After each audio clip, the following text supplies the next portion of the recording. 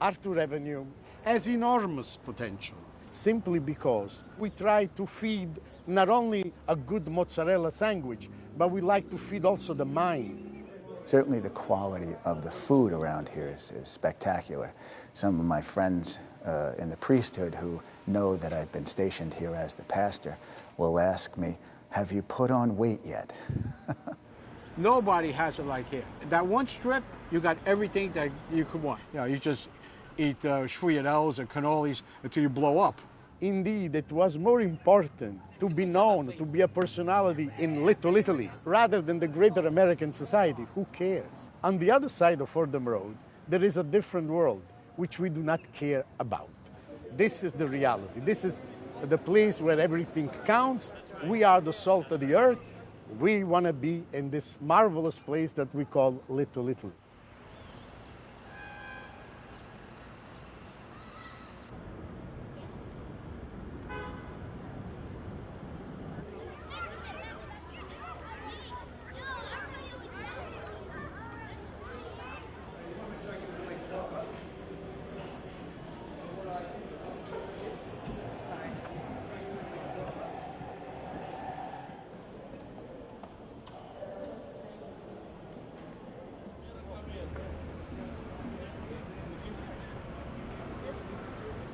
I attended St. John's University for a master's degree, and then I received a doctorate from the University of Rome in comparative literature. And I probably know less than anyone else on Arthur Avenue about the baking business. So I suppose, by a strange form of assimilation, I have a feeling of how they should be, how they should taste, how they should look. I don't want to use the word osmosis, but it's that element that Italians possess, that element of being able to improvise. And my role as a modest intellectual is not to solve problems. The role of an intellectual is to scratch and perhaps draw a little blood. It is for others to find solutions. Our Lady of Mount Carmel Church was founded in 1906 by Italian immigrants. It was originally a basement church, and then eventually the immigrants put their money together and were able to build the impressive structure that you see here before you. And my favorite service as a Catholic priest is the Mass. The Mass gives people so much inner strength to carry their various crosses, and also the Mass, of course, gives people the presence of Christ. But once in a while I get together with my priest friends and we play poker, but that's something else. $20 buy-in, and we'll play Texas Hold'em, and we'll try not to complain about our parishioners. My name is Ralphie Locks. The Locks stood for always picking winners, which I never did, but somehow I wanted to put that name. And growing up on Arthur Avenue was an experience like you can't imagine. I mean, you used to wake up in the morning and you would go out there and you just eat all day. You start out 140 pounds, you come home 172, or 40,000. Some guys only said three things all day: where we're going to eat, where we're going to drink, and where we're going to gamble. And that's all they said for the rest of their lives. And I was a police officer, and this was definitely a conflict of interest. At one time, Arthur Avenue numbered 100,000 Italians. So it was a city within the Bronx. But if we want to define Arthur Avenue in 187 today, we would have to define it vis-a-vis the merchant community. Because so many tourists come into this neighborhood from all over the tri-state area, movie stars will visit here for dinner. The Yankees pass by once in a while for a meal. Everything is fresh. From the fish, the best cold cuts in the world, the best cheese in the world. You come down here and you go there and you see little cheeses, little things, and you taste it. You don't get that nowhere else. They'll say, here, taste it. Before you buy it, taste it. Because they're so proud of their product.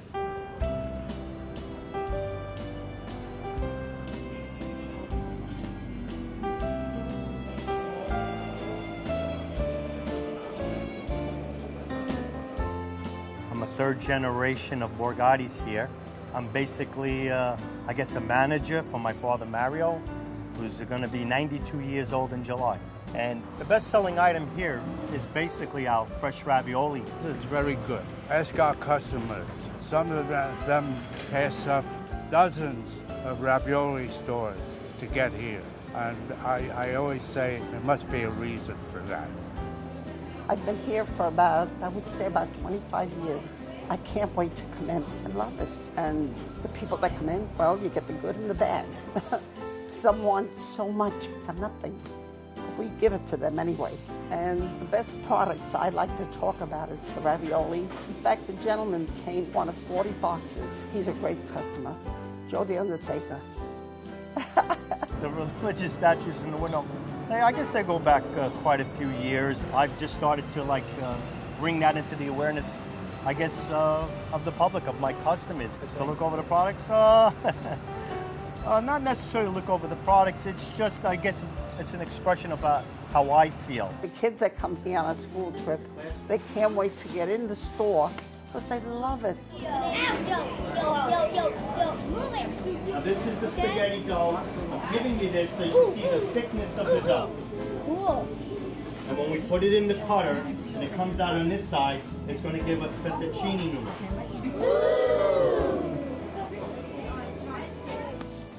Oh my God. Everybody's going to get a piece. Relax. Some of them are bad, but not really that bad. We've been very lucky. Bye, children. One of the most rewarding things about working here, it has given me an opportunity to get to know my father, not just as a father, but as a friend and almost as like a fellow brother as well. And it's a blessing. It's a blessing to have.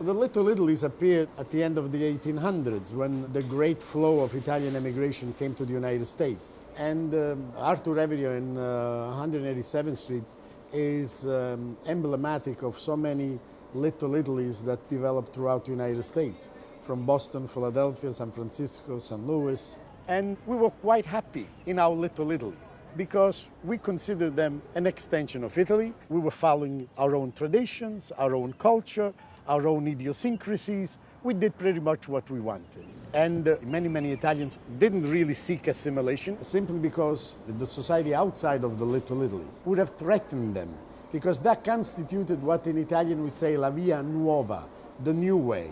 And many of these immigrants wanted to cling to la via vecchia, the old way of doing things. The neighborhood in those days was a different world. I mean, it's still good, it's still a great neighborhood, but that time there was 14 different restaurants, bars, floating dice games, unfloating dice games, and time meant nothing. Time was of no meaning. I wouldn't know it was Christmas unless it snowed. As long as you got there before the first race and the last race, your life was basically based around that and where you're gonna eat. Restaurants used to stay open. They knew you that you were at the racetrack, you call up, you made a score.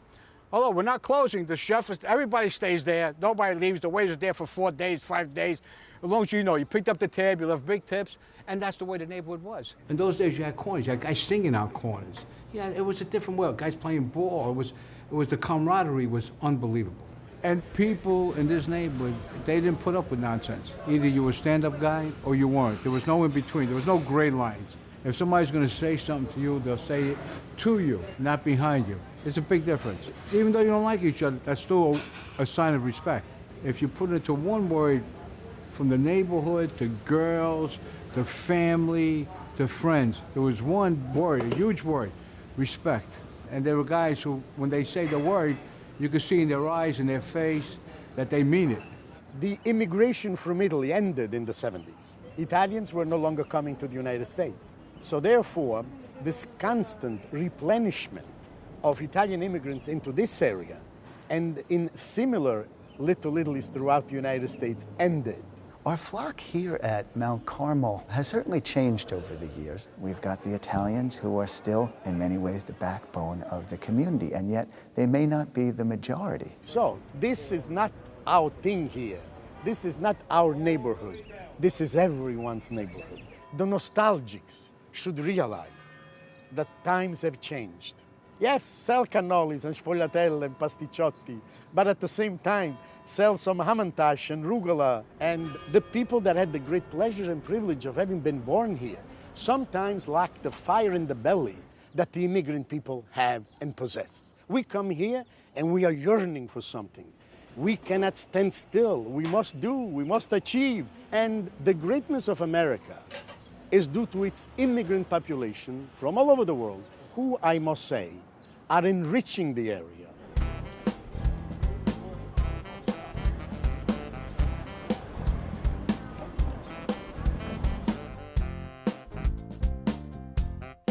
Years ago, this area, it was great for business. Everybody has money. I use like as example, when the customer come, I show him shirt for $30. He tell me, no. I need something more money. Now, if the customer come, you show him a shirt for $15. He tell him, are you crazy? I want something cheap. This is the young people, you understand, like all the colorful and I don't like it, it's ugly. What the heck, bring that one here? The sell in my blood. I like to sell. And I love to make the customer feel like he's home. He make laugh because I want him to come back. Yes, guys. Hey, I think you want to rent a tuxedo, right? I'll take this. This is a nice With the suit. tie. With the tie, yes. You want the ladies suit? Yeah. Oh, yeah. All right. Okay, let's go see your backyard. Yes, your backyard. 47, yeah, big one. You want shoes? You said you want shoes or no shoes? Yeah, we can do the shoes. What size you are? BC? 11. Oh, this is not food. This is a boat. In the end of the day, just I want to go home. I thank God what I make. Even if I make nothing, I'm always thank God. And waiting for next day will be another day, another dollar, like they say. Thank you again. Thank you guys. We keep in touch. All right? Ciao. Grazie. Ciao, ciao, ciao. Yes!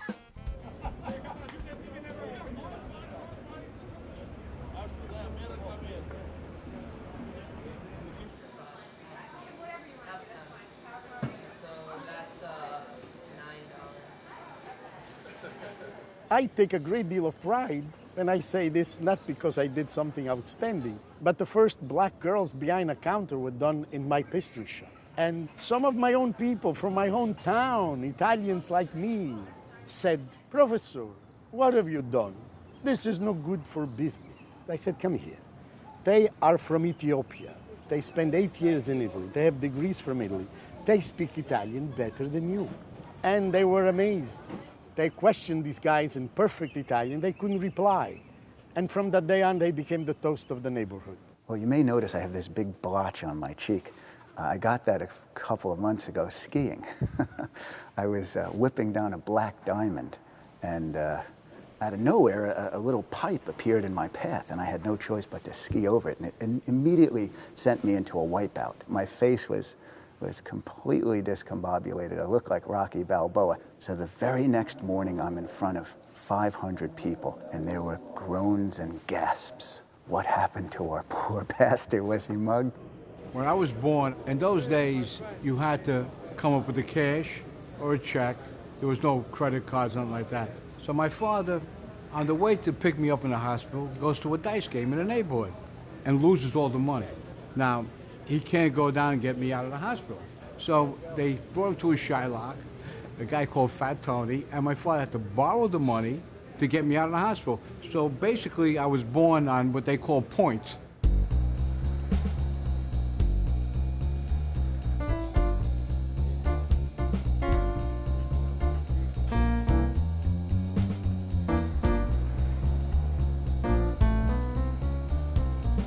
I'm the owner of La Casa Grande Cigar Company. It's a labor of love. I brought it to the neighborhood, the lost art of hand-rolled cigars. What I do here is art, entertainment, cigar catering, and with nothing fancy, with no frills, no bands. We're just straight up old world Cuba, you know, rugged, tobacco being thrown together in the purest form. And each leaf that comes from a different country usually has its own characteristic of flavor. If the sun bakes on it for a long time, it'll make it a full-flavored cigar. If it's shaded, it'll make it a milder cigar, creamy and nutty. How long the cigar is, how short and condensed the tobacco is, always gives it a characteristic. Another thing is the palate, you know, what flavors you get. What tricks you taste, you know, when you smoke. It's like listen to a good jazz song. If you listen to it once or twice, you're gonna hear different things. And when you think of cigars, you think of some maybe pretty funny celebrities like Groucho Marx. Also, you think of strong men like Winston Churchill. And women smoke them too now. I work for La Casa Grande. I hustle cigars. I get people to book us for their weddings, shows, parties, birthdays, corporate events, golf outings, bachelor parties, divorce parties. Hated her, hated her, hated her, hated her. Big, happy, thank God the bitch is gone type of event. And the funny thing about Paul is we're alike. So it's like when you're happy, you're super happy. When you're mad, you're like really pissed off. And then when I'm mad and he's mad and we bump heads with like, it's like two lunatics in the store. But what's bad is we do it in front of people because we just don't care. Chaz comes all the time, Palminteri. We have Christopher Walken, Jennifer Aniston, Gandolfini. But I'm the celebrity here. They just come to see me. I make them famous. And to those people that are anti-cigar smoking, this is, I always call it an asshole repellent, you know. I don't know if I could say that on camera.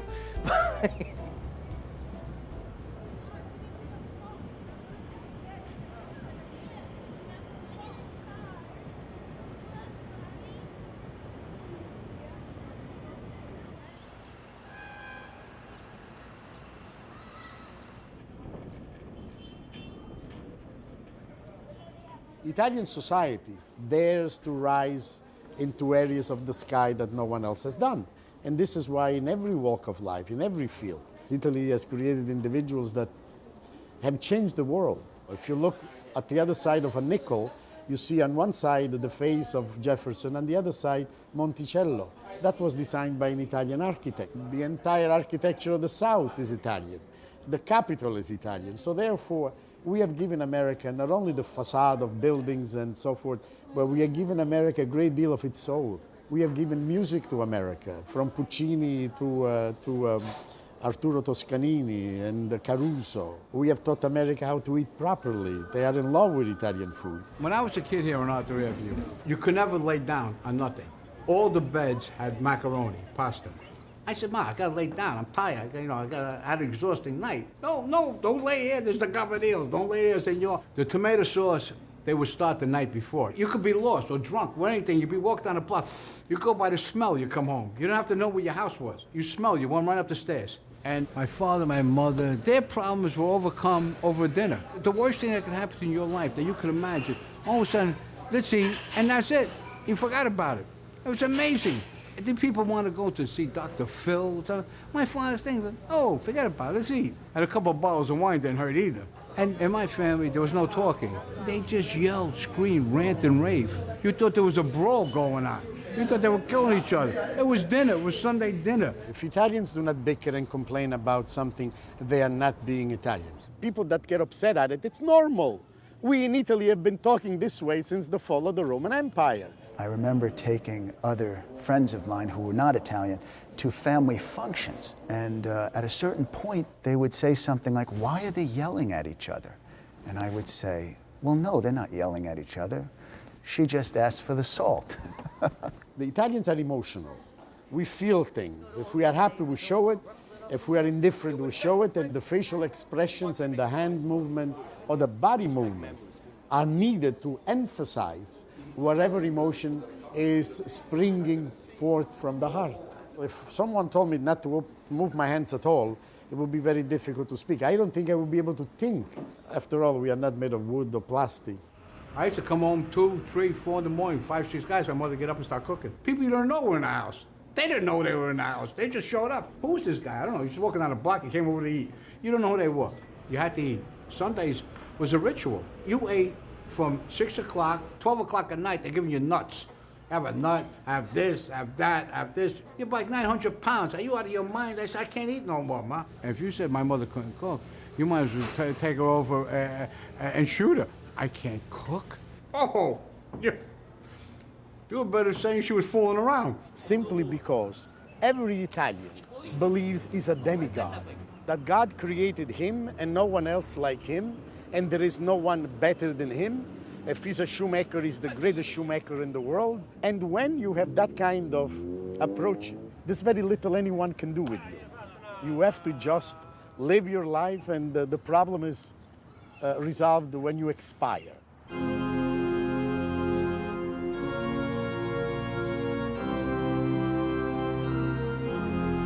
Some people like say, how could you stay over a funeral home? When I was a little girl, one little girl come over to me and says, are you going to live upstairs? You're going to sleep upstairs? You know, there's ghosts in that house. So they got me scared, and I went to my dad. I says, Daddy, I'm afraid. He says, Connie, it's the live ones you got to be afraid of, not the dead ones. My father opened this place in 1934. And in those days, on Arthur Avenue, people didn't have money. And we had 2 sets of quadruplets, the Mulligans and the Spinelli. Both died the same month. And they called my dad, and my father buried these 2 sets for nothing. Those 4 little babies, I mean, if they were born today, these babies would be alive. But those days, it was pretty bad, pretty rough.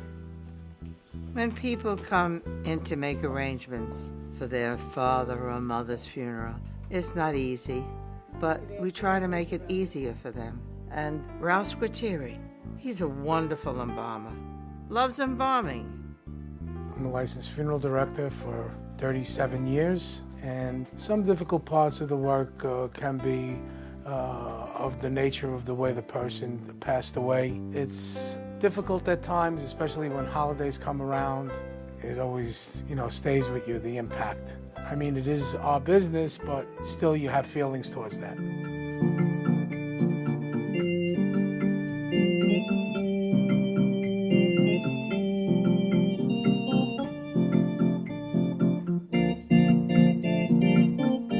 Ralph plays wonderful, and he's delightful to listen to, too.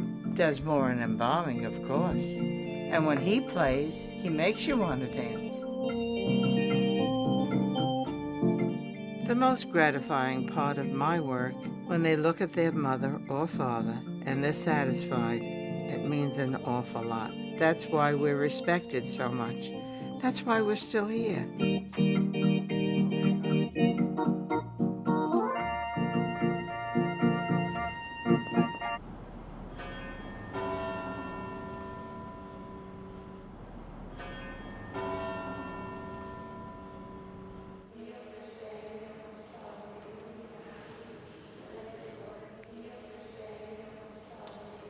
The merchants and the church have a kind of close relationship.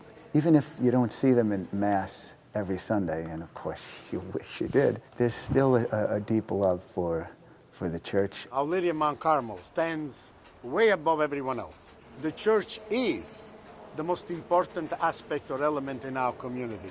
However, sometimes it procrastinates so much, it does a disservice to the people that it's serving. Whenever there's some sort of conflict in the neighborhood, the church probably tends to be on the slow side, to take in all the points of view before rushing to a knee-jerk reaction. Patience is certainly a virtue, but an excessive form of patience ceases to be a virtue and becomes renunciation. And I simply hope Father Rapaglia will reestablish the greatness of Mount Carmel. In the divine side of her, the church, she doesn't need anything. She's perfect, which means it cannot fail in matters of faith and morals. But if they have to choose a political candidate, they can make the same fallacious mistakes or the same mistakes that I can. And the church sometimes has taken the wrong side. They were thinking inside of a very small box. You know, those little spaghetti box, very thin. I wish they were thinking about a larger box. You know, like ziti or rigatoni, that is a bigger box. There are a certain number of people, some old timers, and they're going to complain no matter what happens. Certainly Arthur Avenue and Belmont has its share of those. We have to say something about ignorance. Ignorance is a tremendous negative phenomenon. Einstein, who was a rather smart guy, said that there are 2 things that are infinite.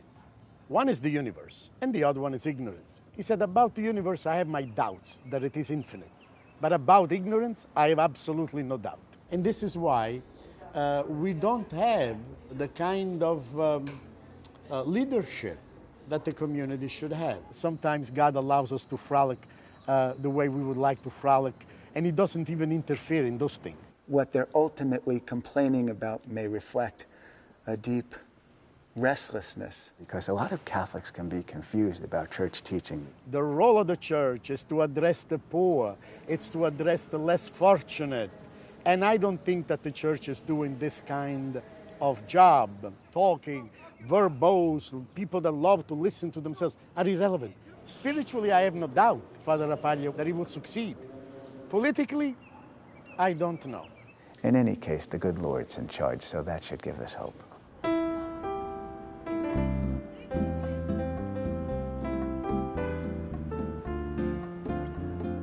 I'm the manager and buyer of this store, and our best-selling items are rosaries because people have special devotion to the rosary, and also they wear it for protection. The items that don't sell well are puzzles, because one of the owners had asked to get it in, and we got it in, and they don't do too well.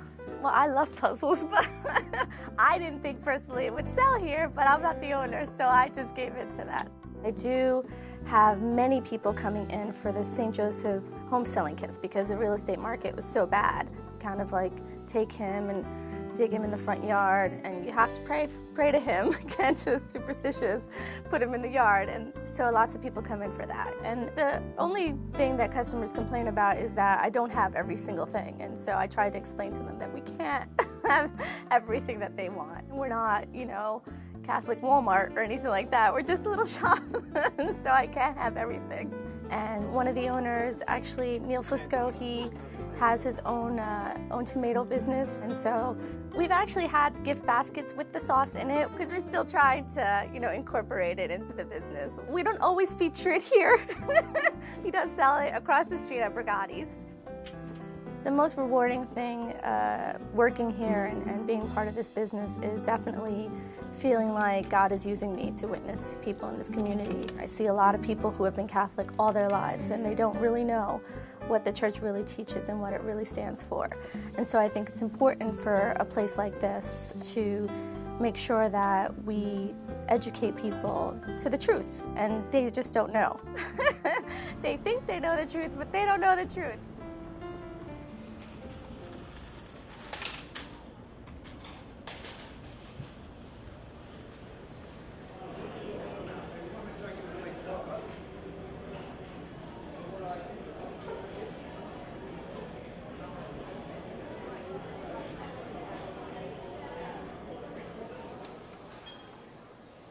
I received this Good Grooming Award from Theodore Roosevelt High School, class of 1963, for being voted the best dressed groom boy for that year. I was very honored, and I've always liked to dress. I'm the type guy, you give me a nice pair of shoes and I'm happy.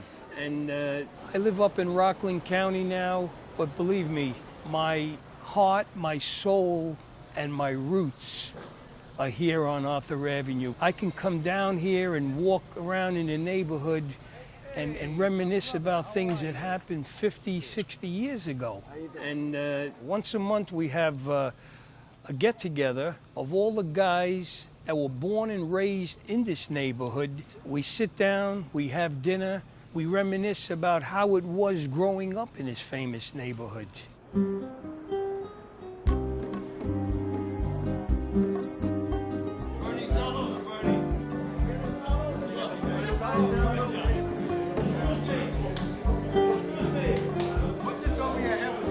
Group of people, I think we were very fortunate to grow up in this neighborhood because we didn't have one mother, we had about 10 on the block. Everybody watched out for each other. Because we played ball against each other, we went to dances, we fought against each other, we did so many things. We lived in one-bedroom apartment, 6 people, 1 bathroom, 1 TV. Smelling the good smells, looking at the good, beautiful Italian women. Kissing each other's mothers and sisters as they walk down the street. I remember the old days. We'd crush grapes to make wine. I remember my father wouldn't let me wash the wine barrels because I'd get drunk from the fumes. I was only a teenager at the time. When I first came to this neighborhood, I started selling magazines door to door. Everybody in this neighborhood sold magazines door to door. Even Dion was a salesman. There's quite a few people that came from this neighborhood that are very famous. Joe Pesci was around here quite often, just before he was a star. Danny Aiello. Danny Aiello, and we were all friends. The Italian flavor in Arthur Avenue will be here another 100, 200 years. The butchers, the bakers, their sons, their grandsons, they're all going to own it. Right. This is the new Little Italy. Not Manhattan. This is Little Italy to us. And we'll always be here. We go by Sempre Noi, which means always us. Let me drink to that. I'll drink to that. Sit down. God bless, Anthony. This is family, camaraderie, love, respect, and I just like to say this. We never, ever forgot where we came from. Hey!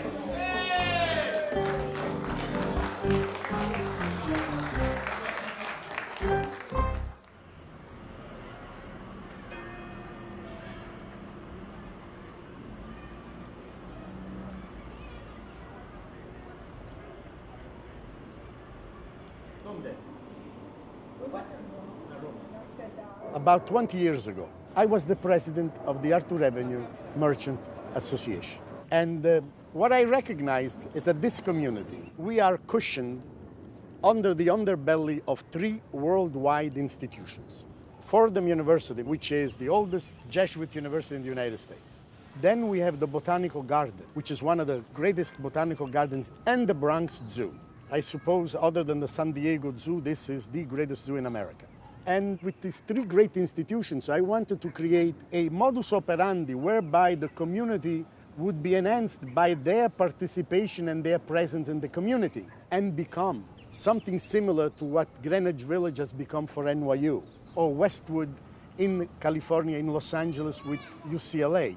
That was not possible because the community, thinking along the lines that we know better, we know best, we are demigods, were literally insulted, and they simply moved away. And they are fighting forever for what? For what kind of supremacy? So therefore, is there a bravado attitude on Arthur Avenue?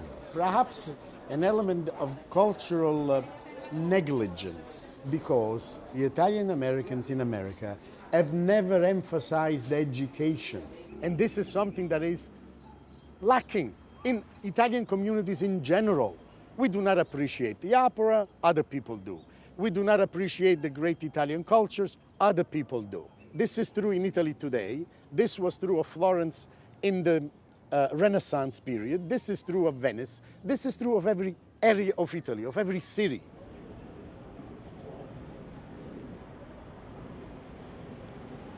I'll tell you a story. We had a bar around the corner called the Crotona Lounge. And I just got married, and supposedly I was supposed to be home, at a normal time. There were people over the house. And I'm in the bar, I'm having a couple of drinks, maybe 2, 20, I don't know, I wasn't sure. So we're in the place now, and a friend of mine's looking up, and it started to snow, just a little couple of snowflakes. He says, I can't take the snow, I can't take the cold weather. Somehow, he takes out a stack of money, we close the bar, 4 of us leave and go to Puerto Rico. Nobody knows where we are, we're missing. And when you were missing in this neighborhood, you might be missing. You know what I mean? So there was a problem. You know what I mean? They didn't know where you were, people started to panic. So finally, it's a day later when I came out of my, whatever state I was in, I called the house up. Where are you? Where the fuck are you? I said, I don't know, but there's palm trees here. I'm not 100% sure. But this is the life that we led.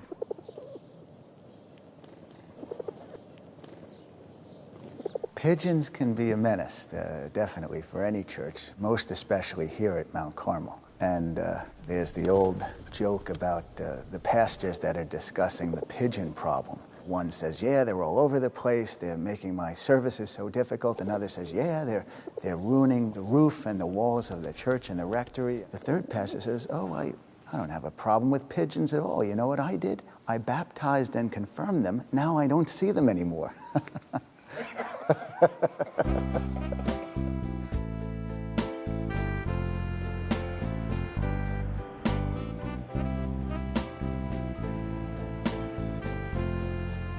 Having a bakery in this neighborhood and being in business for so many years, you develop a relationship with a lot of the fellow merchants. I can't walk up Arthur Avenue and not get pulled into literally pretty much every restaurant, either for a drink, an appetizer, or any little thing. I mean, I'll walk by the fish market and I'm literally eating raw clams, and I had no intentions of even having any raw clams. By the time you get to your destination, you're already full. We have people that come in, and I know what they wind up doing. They say, that looks good, can I try that? That looks good, can I try that? By the time they get through, they've already eaten what they wanted for free and wind up not buying anything.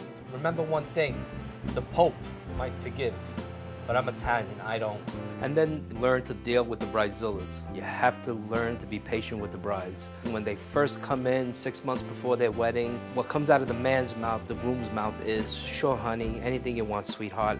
Anything that makes you happy. But once it gets towards their wedding, everything is, stop bothering me. I don't care. Do whatever you want to do. And Gino's Pastry Shop, we become very family-oriented. Actually, if you walk into the bakery now, you'll actually see my mom still working. And she still has to pick up the full English language.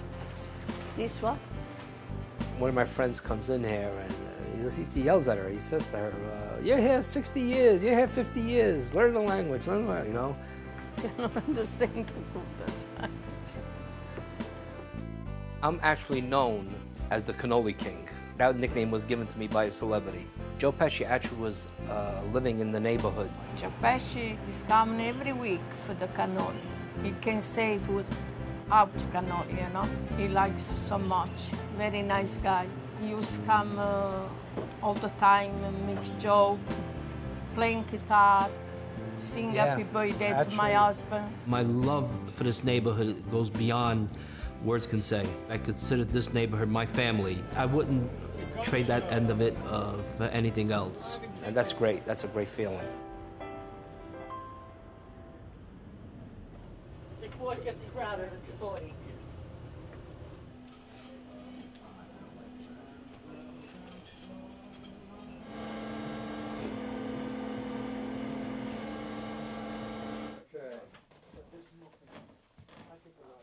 The millions of great Italian Americans, or Italians, I should say, immigrants that came here with hard-working people, also came an element, a very, very minuscule element, which possessed a criminal mind. There were criminal elements here to oppose the treatment that the Italians had been subject to in the United States. Even a president, the highly respected scholar President Woodrow Wilson, was not very favorable to Italians and Catholics in general. People never took us seriously. And one of the greatest forms of discrimination is not to be taken seriously, to consider someone a buffoon. And of course, organized crime, they saw it as a way to develop further their own agenda, but at the same time, they did constitute a parvenu of protection. You were safe. You were like, I don't care what was going on around this area. In this neighborhood, you were safe. My mother could be walking down the block, and you could have a kid who might be the toughest kid in the world, and sit here with a shopping, hello, signorina, I'd pick it up and walk her upstairs. And this kid might be doing 440 years in jail right now, but he would do that. Certain guys, you didn't go into his club, you didn't start no trouble, you didn't go to a bar, you wouldn't even curse. You were worried about, you might hit his head with a baseball bat, but if you said the wrong thing, the guy's wife was there or his mother was there, there would never be any problems. And that's the way the neighborhood was. Somehow, The Godfather, after everyone in America saw that movie and continues to see that movie, somehow they began to look on Italian Americans with a degree of fear, no longer as characters to be ridiculed, looking at them from from a distance, and somehow a degree of respect emanates from that attitude. And gives them the strength to live on. There's so many people in this neighborhood. They're so open to some message that will give them hope. As Jesus himself once asked, what does it profit a man to gain the whole world but suffer the loss of his soul? My favorite part about working here is using the business as an instrument to tell people how much God loves them. I was about 8 years old, I had a problem with the law. When I was about 10, I had a little worse problem with the law. By the time I was a teenager, I was a big mess. Criminal activities, organized crime, and when I was locked up, a gentleman had told me, he says, aren't you mad? I got 4 years for refusing to answer questions. And I told him, I says, thank God I didn't come here for what I did do. I would have to do a lot more time. And not only bad enough for a man to go away, to watch your wife come in jail and visit you with 2 children, and that gate slam, and those kids jump. I would like to think that would be enough for anybody to look at and say, things have got to change.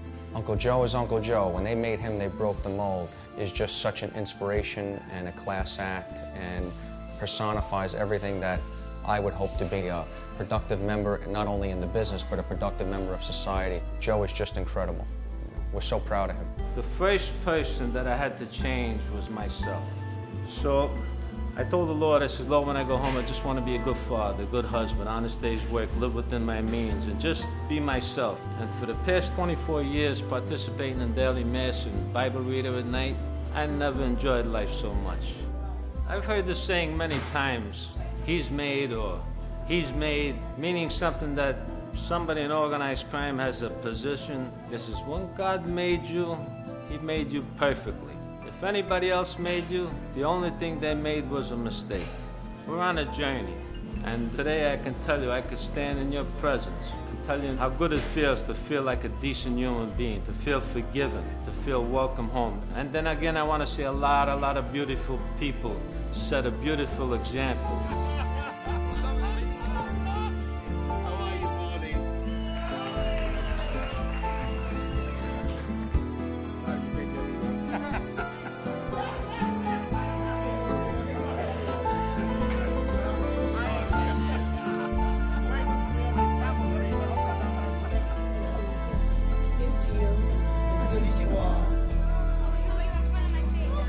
After Revenue is a phenomenon, the likes of which I've never met anywhere in the world. What I find interesting is, or are, the people that live after Revenue. We've had some phenomenal people in this neighborhood, tremendous people. I mean, you go down here, they all got their own personal ways of acting. You go to the market, everybody's got their certain things. You say, wow. We have one of those colorful parishioners, takes a personal interest in the pigeons, and this individual will actually provide practically 4-course meals for the pigeons. She was obviously under the influence. And everyone down here is a celebrity. They do it day in and day out, 7 days a week, 24 hours a day, and they've had this for a zillion years. That's just the way they are. You're a pig. She's not a pig. She's a garbage pail, Jeanette. The garbage pail. You don't want it, you give it to Jeanette, and she'll eat it right up. My name is Jeanette Verdi. Nina and Madeline are my sisters. Madeline's the leader. She always makes believe like she's our mother, you know. What are you doing? Where you going? Nina's in between. Yeah, she don't bother me too much. Sometimes yes, you know, and sometimes no. There is a very good caring and love between the three of us, but each one of us has our own faults, and we find fault with each other, and we'll let it be known. Did you have enough to eat? Yes, I did. Show your phone? Yeah. When Nina goes to gamble and play bingo, that's what we argue about. She loves her bingo, but we're very, very close, all of us. We may argue, but the next day we're together. And growing up in Belmont, you had to be tough, not to be afraid of anything. The first inkling you didn't, you're done. And years ago, in the 50s, we were really good-looking girls at the time. And I went for a job interview with my miniskirt. It was beautiful pink like velour, and I had the hat and everything. I was well dressed. And this Rita, that she's my friend now, she hired me. Then she told me what she told the boss. She says, I just hired a hooker. She said, but she's a good worker. She could shop until she drops. All good, brand new things she never uses. I was skinny. I'm hoping I get skinny again so I could fit into it. Don't laugh at me. You are fat yourself. I won't get involved. They agree to disagree. Used to go to 42nd Street. I did. Oh yeah, I did go to 42nd Street once. And some guy tapped me on the shoulder, and I looked at him. said, I how said, much? What do you want? Because they took me to see a dirty movie, and I didn't know it was a dirty movie. It said The Poseidon Avenger, and it wasn't. This was called The Poseidon something. And then all of a sudden, the girl's head went down. And then there was two people in the back doing things that I don't know, right? And I started hitting them, and we went out of the movie theater. I never forgave her for that. There was a lot of men. There was so many there. We're the Verde girls from Arthur Avenue, and it's been a pleasure having you in our home.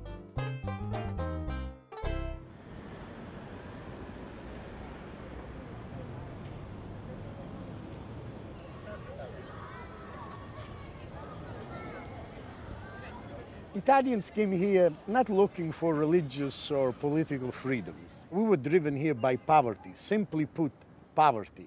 And we had to struggle twice as much because in our little Italy, we weren't given any money, we had no friends. We started in this enormous paese, which is incredible paese, which is America, basically alone. That's the way life was. I mean, there was all the ups and downs. One day you didn't have 9 cents in your pocket, but your friends always pick you up. You know what I mean? You got no money, go here, Ralphie, do this, or and vice versa.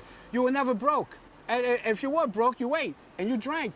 So it wasn't that bad. And yet there's real poverty here in the neighborhood, and we can't simply pretend that doesn't exist. And a lot of people don't realize that actually, that the Catholic Church is the second largest provider of social services in the nation. We do more, the church does more for taking care of the sick, serving the poor, educating children than any other institution in the country except for Uncle Sam himself. And Uncle Sam has deep pockets.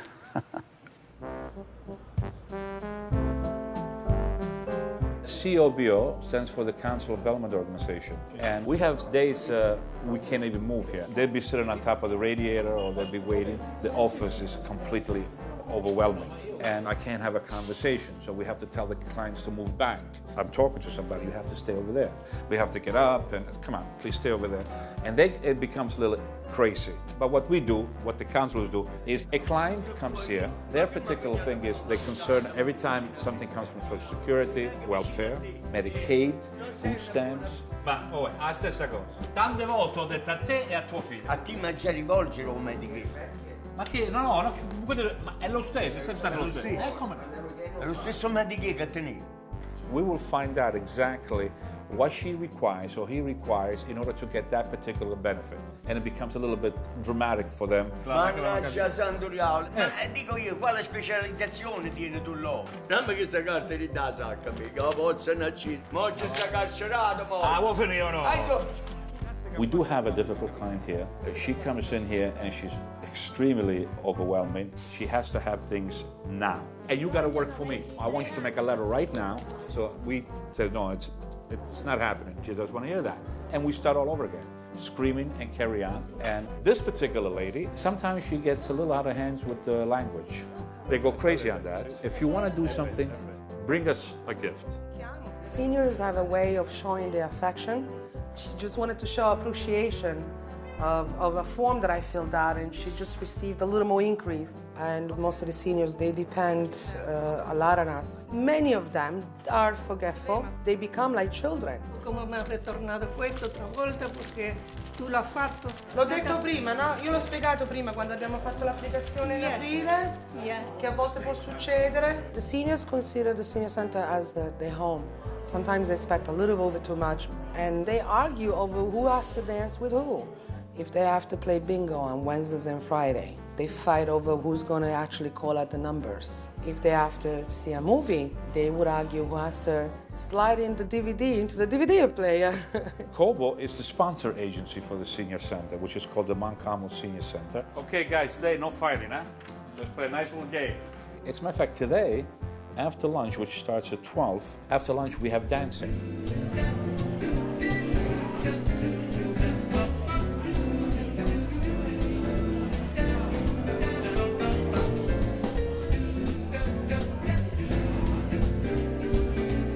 The service we provide, it's unique. There's not too many organizations that do the kind of work that we do. This particular office works well. Its particular philosophy has been always for the community. It is here, and the door is always open to anyone that needs our assistance.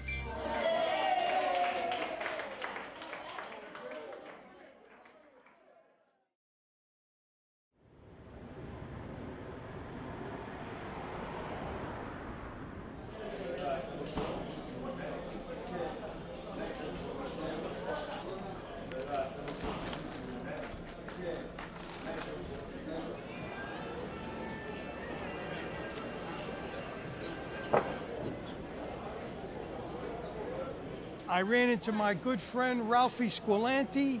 We know each other a lifetime. It's amazing, Ralphie, the neighborhood we came from. All the girls were crazy about you, Ralphie. I know, I was a charming guy Every when I was time a I was kid. interested in a girl, you went out with her and I went home with the Daily News. I had ankle bracelet that says, to whom it may concern, because I wasn't sure their names anymore. The neighborhood we came from, everybody had a nickname. You remember Pepper Nose? Yeah. You remember Frankie Yunk? Remember Frankie the Phantom? Yeah. Frankie the Phantom was the greatest guy in the world, but owed everybody money. The car used to drive by, you never saw his head. You see just two hands on a wheel, and he'd be this way. Hello, Gene. What we had, Gene said. Now here's my brother here, Gene DeSilvio. Sit down. Sit down.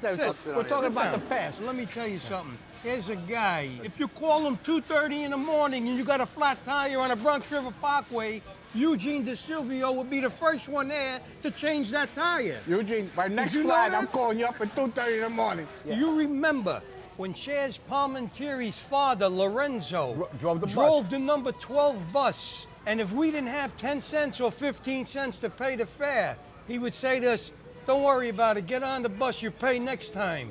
You remember those days, Ralphie? I remember not paying for anything. It's just a flaw in my character. You know what I mean? Every block had a softball team, a stickball team. We had the dances, Mount Carmel, Friday, Saturday. When you were dancing in Our Lady of Mount Carmel, Father Mazza would come around when a slow song came on and said, "Eugene, leave a little room for the Holy Ghost. Don't get too close." You know what I mean? In those days, you actually had to marry them to fool around. And to make a long story short, we were married like an hour and a half and she divorced me. You were loved by everybody in the neighborhood. Everybody loved you, Ralphie. Because you had a big heart. And you still got a big heart. You're the best. Love you, my friend. I need more wine.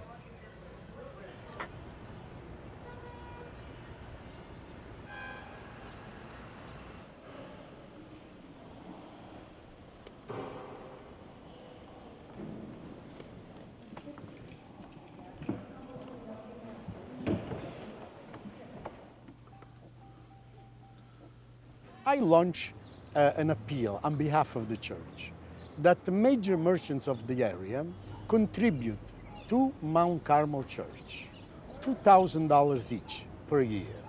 And I'm sure that Father Rapaglia would do wonderful things. The idea that one of our local merchants would encourage all the merchants to donate $2,000 per merchant, I'm completely in favor of that. If you want to give us money, we'll be happy to take it. Let's buy one less suit a year. Let's buy the wife one less dress so that we can contribute to the betterment, to the physical, material betterment of the church. Any donations that are made to the church are always welcome, even if there may be a subtle criticism behind the donation. Well, Father Rapaglia may be right. He knows human nature better than I do. And human nature is not very generous sometimes. Human nature is very egotistical. But I would like to really make an appeal to our business community. Some of these fellows have lots of money. They've been somewhat upwardly mobile, been somewhat successful economically. $2,000, a sizable sum. I will be the first one to do so. And let's see how many people follow suit.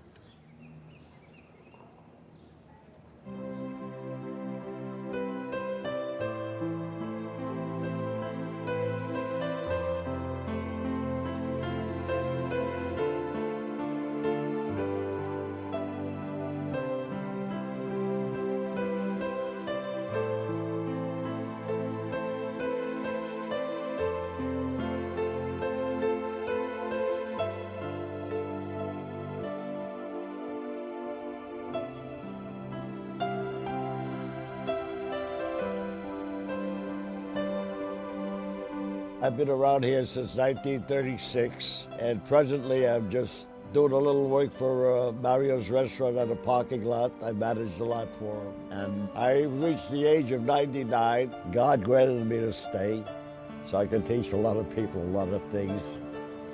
I was a cook on a Navy ship. I worked as a plasterer's helper. When I was a kid, I worked for Western Union as a mutt, delivering telegrams on a bicycle. I'd like to ride a bicycle now too, but I'm afraid I'll have to break something. A lot of things that I did, I can't remember.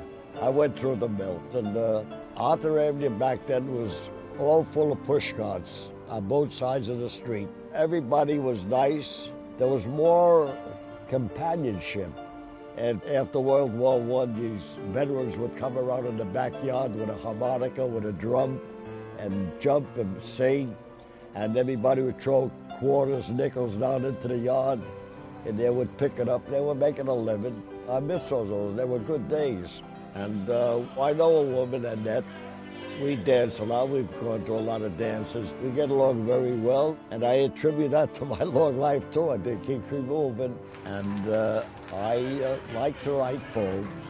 They had a birthday party for me, and I wrote, "As I gaze upon your faces, your lips just seem to say, we love you, our friend Joe, and we're glad you came our way. And if you live to be 100, we'll still be at your side. So we'll eat, drink, and celebrate until it's time to say goodbye."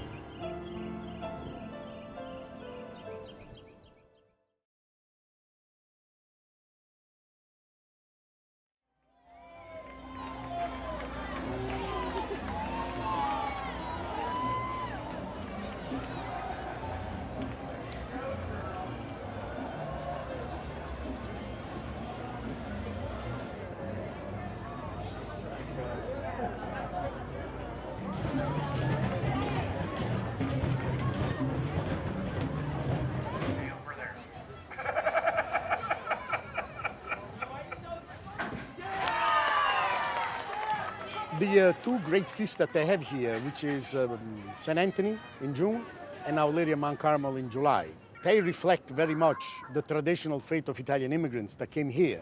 A lot of sounds, a lot of pomp and circumstance. We brought to America the type of faith that was joyous.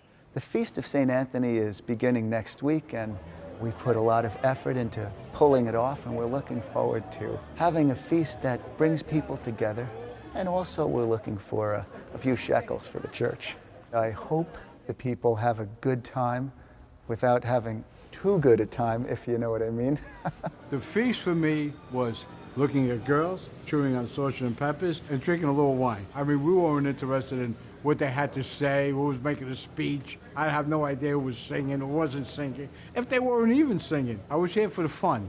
I'm still here for fun. Those who do come show tremendous devotion to St. Anthony. However, I wish the feast would be elevated in quality and participation. Tennyson said, you know, keep reaching for the stars, but keep your feet on the ground. We have some good entertainment.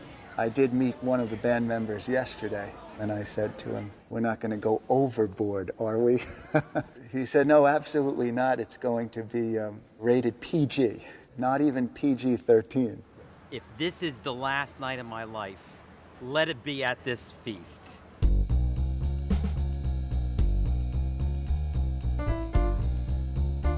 My occupation for over the last 42 years has been an entertainer, a musician, a pianist. And I think my performances are very much like Dean Martin. I write very close arrangements, sort of in the style of the Rat Pack.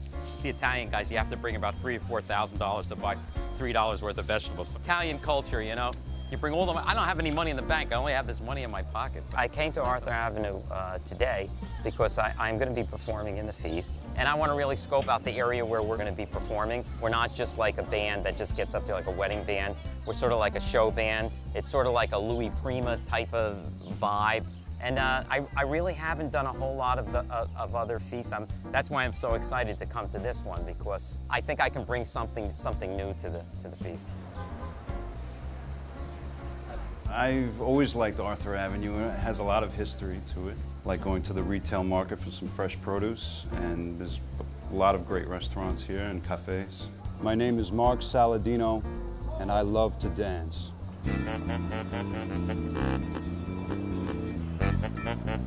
And I am a singer, entertainer, and I'm actually very happy with my career thus far. and I'm looking to do a lot of things in the future. I don't want to sound cocky, but I'm definitely looking to do some big things. And my dance moves on stage would always be different. It's never something that I plan. It depends on what song I'm doing, and it depends on the feel. And I've been told that I have some sex appeal and charisma, and it works every time, as long as you're doing it right. Arthur Avenue gets no better. I'll be performing in the Feast of St. Anthony. I intend to do a big show. I can't tell you too much about it because it is young at this moment. I'm really looking forward to the feast. I can't wait to get up there. I can tell you that I'm always going to give 200%. Watch out, Bill. Mark Saladino, I met him in Little Italy. At first I thought he was a stalker, and I think that Mark's going to bring a religious component in this festival. He's actually praying while he's up there, please don't make me look like a total idiot. And if I had to rate Mark Saladino's talent from 1 to 10, I'd say right now he's maybe about a 4, and if he starts dancing, for the laugh value, he gets up to about 7. I think this film has definitely affected Bill. His head has gotten bigger. Physically, I've seen his head get a little bit bigger. I have a certain slickness to what I do. He's working on his slickness. Right now, it's a little sticky. I have no problem with that because a lot of people are going to underestimate me along the way, and I'm going to show them proof. Most people, when you get in our business, you form up to what you're going to be. He doesn't want to, like, take the trip up the stairs. Bill says that I'm looking for shortcuts to the big time, and there is no such thing as a shortcut. You make it when you make it, and you make it happen. Mark Saladino, when you first see him, he looks at you, and with his eyes, he's saying, don't I look good tonight? I think that if you put the cameras on the women's faces in the audience while I sing, it's no contest. Sorry, Billy.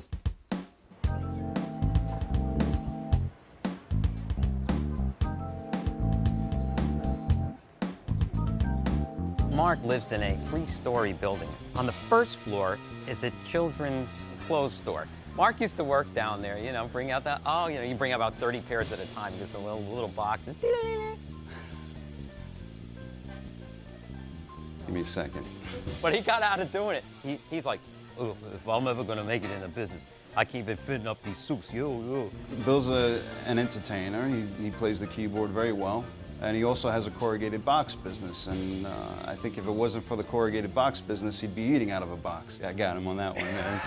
Fuck that guy. Mark Saladino, he's so used to getting thrown out of places after he sings because he has no follow-up to his show. He's like a one-song guy. He does one song, he's like in a cold sweat, and he leaves. He's like a mountain comic, this guy. And now, I would like to do for you some of Mark Saladino's dance moves.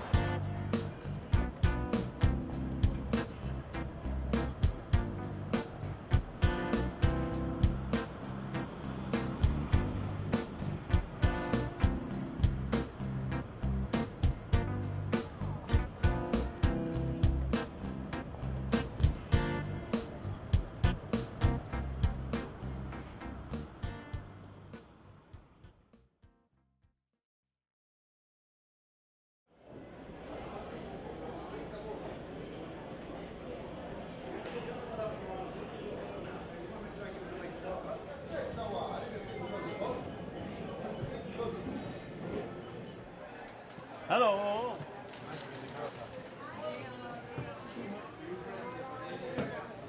When people leave my business, most comments are, I felt like I was in Italy. If my competition's Italy, I really feel I've done a lot. I'm the owner of Mike's Deli, which has been on Arthur Avenue in the market since 1947. And I'm not the only one that works 6-7 days a week, 12 hours a day. I'm very fortunate because my 80-year-old father comes to work every day, and he enjoys it with a passion. I cannot complain because I met a lot of nice people, beautiful people. If the consumer people today, they know the merchandise better than me. I'm old school. My father's old school. He knows Mussolini made a big mistake, but in his eyes, he still feels that Mussolini should be running the country. And when they look at you like you got a disease. I'm very fortunate I was able to expand the business in a different way. My father, even when he was the owner, he always let me do what I want in a sense of changes. He would torture me about it. Grilled vegetables to a sandwich, why? He wanted to know. But now he sees that the people love it. And my father's ethic of the best quality with the best customer, not many people have that ethic anymore. When you see these people trying to sell cheap, cheap, cheap, that means the quality's cheap, cheap, cheap, and the customer's usually cheap, cheap, cheap. That's not what we believe in. We believe in the highest quality with the highest quality customer. Even this antipasto, the Italians come, they can't believe it. You have prosciutto di Parma. You have the homemade smoked mozzarella. We're Calabrese, so I always put the hot sopressata and the sweet sopressata. And a few roast peppers and olives because they help everything go down. Yesterday, I have a people, they was come from California. We want to come and see Mike's Deli. I feel like I'm famous. I appreciate it. So, viva l'Italia e viva l'America. Everybody in America wants to say they buy the best.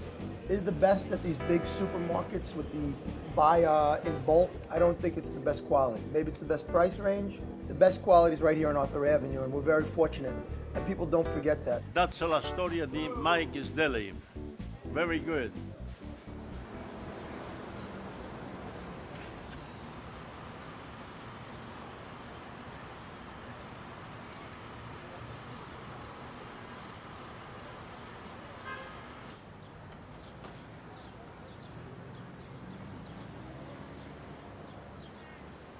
Years ago, this was like the Roman Empire. It was 99% Italians. We all knew each other no matter what section of the neighborhood you were in. And my opinion of Arthur Avenue is that it was like a port.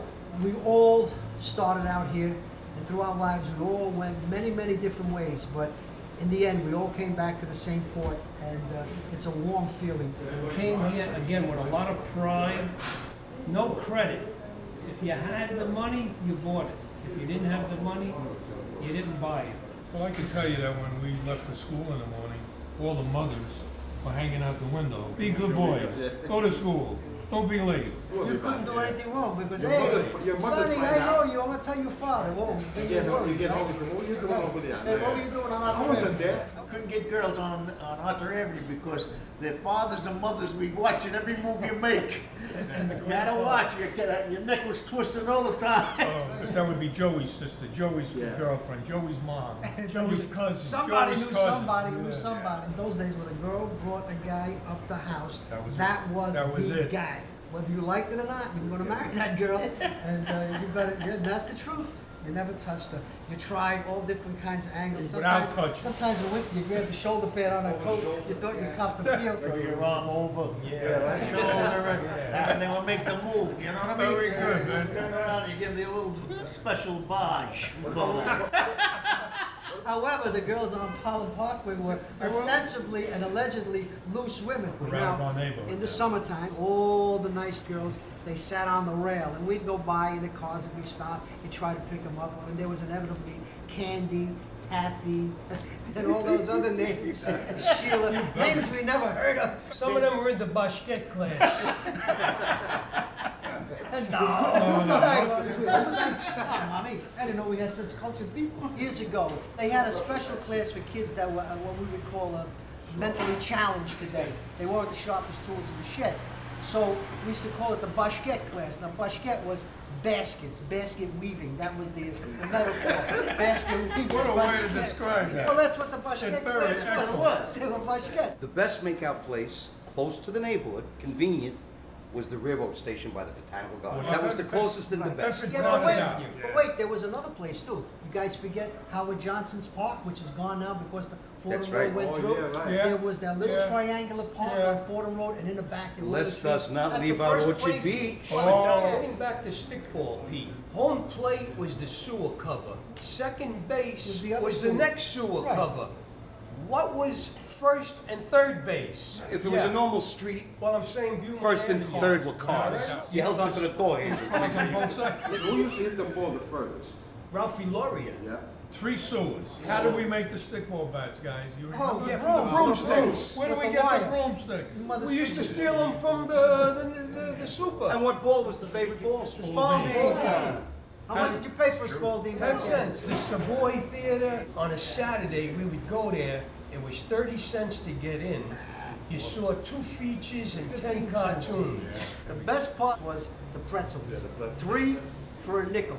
And you made them last the full 5 hours you were there. And you came out and the sun almost blinded you. Right. It was like coming out of a cave. All I can say is God bless Arthur Avenue. It's the land that time never forgot. Because the Bronx is a personal Bronx. The Bronx is whatever it means to you. The environment is just so rich. The culture is so real. Everyone wants a taste of what this Bronx is about. For me, what it means is dinner and holidays at my grandparents' house, eating around a bowl of fruit and little cans of ginger ale and a plastic tablecloth with all my uncles and their pictures on the wall. Not running to the next email and not running to the next phone ring and stuff. And all things have their place. Technology is a wonderful slave, but a lousy master. And, you know, people have commented over recent years, the Bronx has changed, Arthur Avenue's changed, it doesn't look the same. Well, I've got news. The Bronx is exactly the same, and in fact, it's only getting better, because the concept years ago was people come here to build a better life for their families and to take that next step. So now it's the next generation. It's the Yugoslavians, the Albanians. We're flourishing. So while the faces may have changed, the concept of the Bronx hasn't, and they can keep trying and try to push that Mulberry Street Italian feast, and that's good and it's great, but the real deal is right here on Arthur Avenue, no question about it.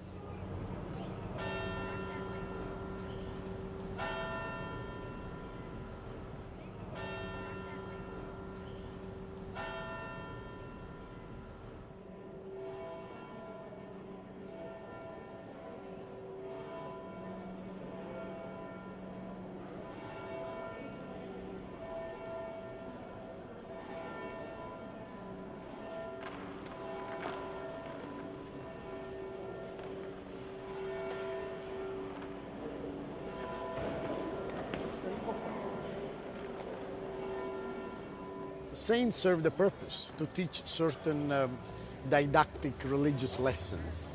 And through popular traditions, many of these saints have developed now into icons, as if they were Christ or God themselves. I even carry a St. Anthony little statuette. I have no idea. St. Anthony, does he help you? The great thing about St. Anthony, he is the only guy that you need to know to get into heaven. Well, yes and no. Probably more no than yes. What the saints can do is to give us a recommendation towards paradise. When we implore St. Anthony, we beg St. Anthony to intervene, but it is not St. Anthony that opens the doors to paradise. It's our direct approach, direct relevance with God, with Christ, and the Holy Spirit. What I really like about St. Anthony is that he's Italian. St. Anthony, of course, who wasn't even Italian. But we don't tell that to the little ladies that come in here. He was from Portugal, from Oporto. But we nationalized them and we made them of Padua. The Feast of St. Anthony back then, my aunt, Zizzy, they'd leave the house, they'd come back 18 hours later. They got cuts under their feet, they're walking forever. I said, why do you do this? She says, you know, your cousin, he's always in trouble, he's a little wacky. He says, this way, maybe St. Anthony will change him around. You know, to make him better. So I don't know how far she walked, but it's 30 years later, he's still wacky. So I figured she had to walk to probably Albuquerque, New Mexico to make this kid better, because he was like, you know, it was always a problem. But you know, basically I believe, and I used to pray to all saints when I went to the racetrack. Gambling, please help me. So I'll never do this again. Boom, I used to get caught at the wire. Maybe he was trying to teach me a lesson.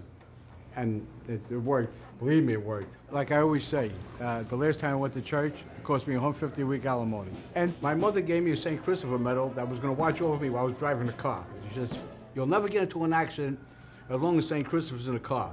And that theory was disproved on about 47 different occasions. Because I don't really drive into things. Things get in front of me.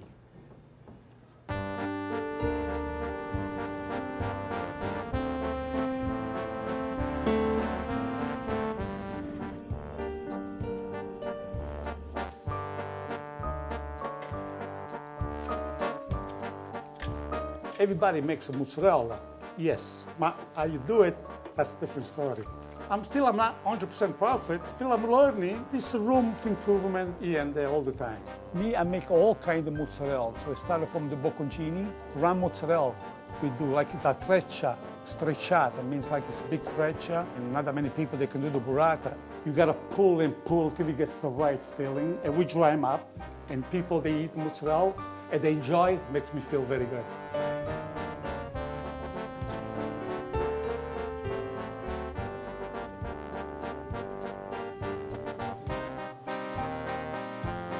Everybody comes in the store, they make sure they come and say hello to me, and they say thank you for this wonderful job. They make mozzarella almost like in Italy, and I know exactly what I have to do. Because the guy teaching me to make mozzarella was a long time in this business too. So I learned from somebody that already he knew what he was doing.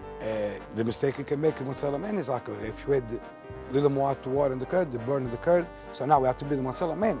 Got to find out what he has to do. Like sometimes I add a little salt to make it melt better. There's a few secrets, but most of the time, never have a complaint about mozzarella. And just daily, I think I make more mozzarella than him just because how much curd I get a week. So if I make a little more than him, this means mine is a little better than his. Orazio came later making mozzarella, so I think I got about maybe 15 years of him. And some people, they tell me, say, oh, I taste somebody else's mozzarella, didn't say the name up on the block. They're saying, how come it's not like you? Me, I believe like in numbers. I see the line in front of my store like for 3 hours at Christmas time. So we make one mozzarella a week, it means it's supposed to be a little better than the other one. The mozzarella I used to make it in Italy. It's not something you learn overnight. It takes experience. Very stupid things that people think they're not important, because they make the difference. Is the zagat that does, they give it to me from 1 to 30, they give me 29, so. I think my mozzarella I consider a little better than him.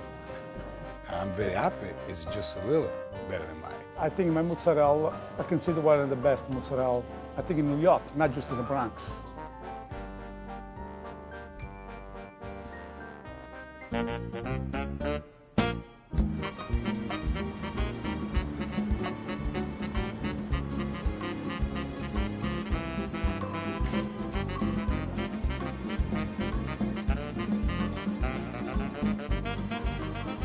Before we make a decision, make better mozzarella. They come to Joe because they think Joe makes with them better. They come to me because come to me. And the people decide what's better. No, not me. I think I did it very good because I put my heart in my everything. Like I try to do my best because I don't have no other thing to do in here. The same thing when they came to Italy. I came over here, that's all I know how to do, mozzarella. But still, people, when they come to my store, they say, it might taste better. So this is what the people believe. I'm 30 years almost to make the mozzarella. So these people, maybe they just started. So it's not right that we say the other people are not good. I don't want to talk about other people. No, talk about the other people.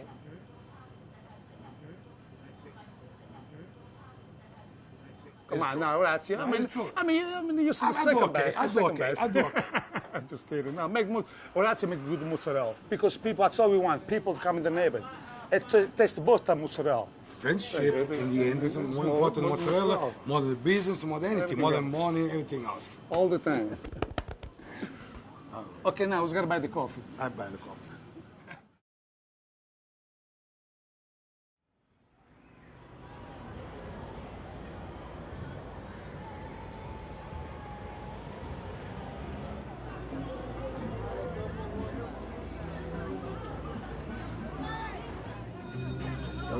Go, right in the hole. Keep it going. Straight to the top. First arrives gets the prize. All right, sweetheart, pick it out. Any prize out there, you winning.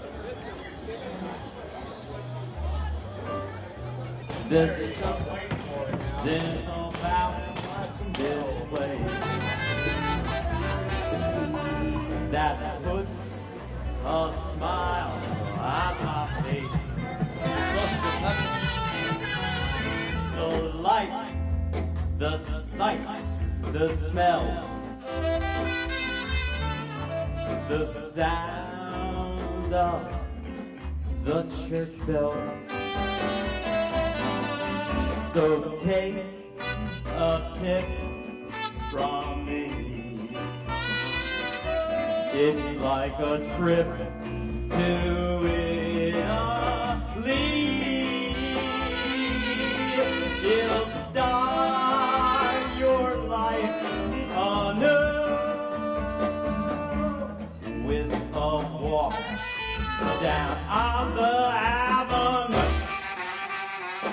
Well, there's something about this place that puts a smile on my face.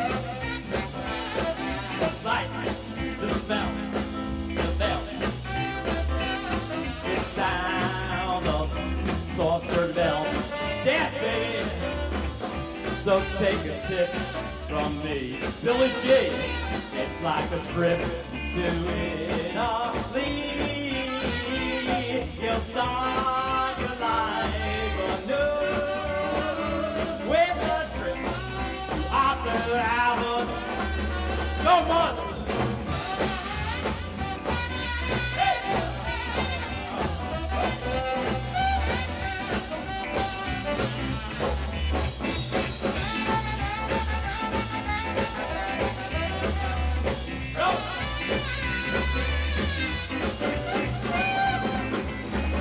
Describe Arthur Avenue in one word.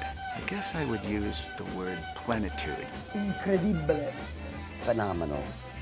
Alka-Seltzer. Alka-Seltzer is 2 words. Arthur Avenue in one word, ABBONDANZA. Why there's something about this place. If we were to come together, Arthur Avenue could really become one of the landmark places of New York City. She's got plenty of rough edges that need to be sanded down. You need more wine. You can't live on bread alone. Take a tip from me. It's like a trip to Italy. I would like to see a global Little Italy, Arthur Avenue, Renaissance across the board. Will we find the absolutely perfect balance? Probably not. It was a neighborhood that, in my opinion, we were proud of. It gives you the promise of something eternal, which is amazing. Arthur Avenue.